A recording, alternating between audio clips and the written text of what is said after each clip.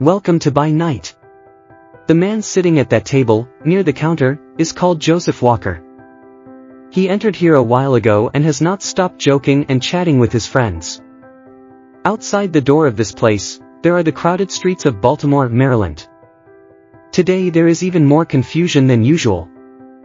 It's October 3, 1849, and the city is engaged in a noisy and fierce election campaign. But in a few hours it will all be over.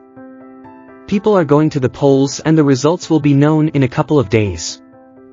Joseph is a busy typesetter at an important newspaper and has been quite busy in recent weeks.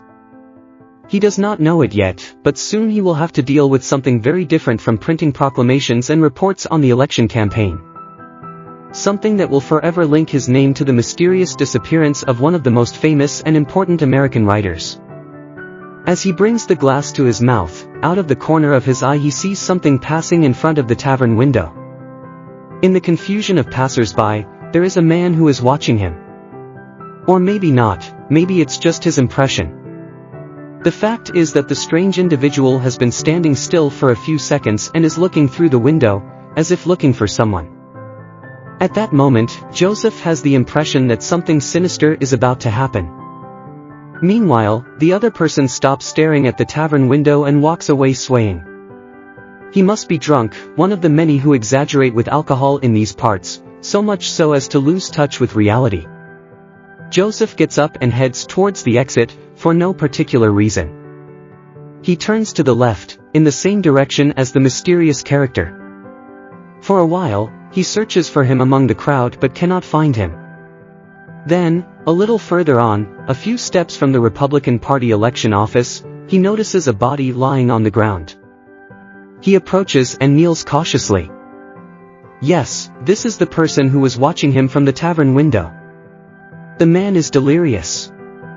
He whispers incoherent phrases and repeats a word continuously.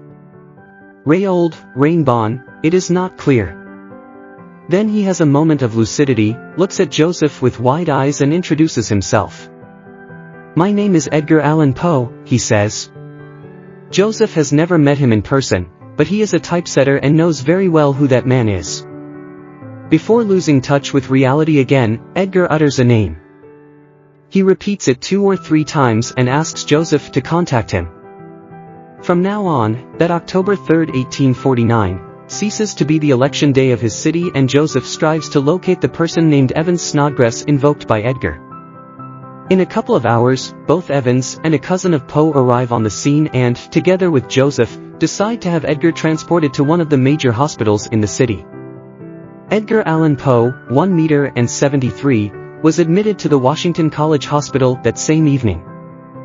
They gave him a bed in a room without other patients. They removed the torn and dirty clothes with which they had found him and realized that they were not his clothes.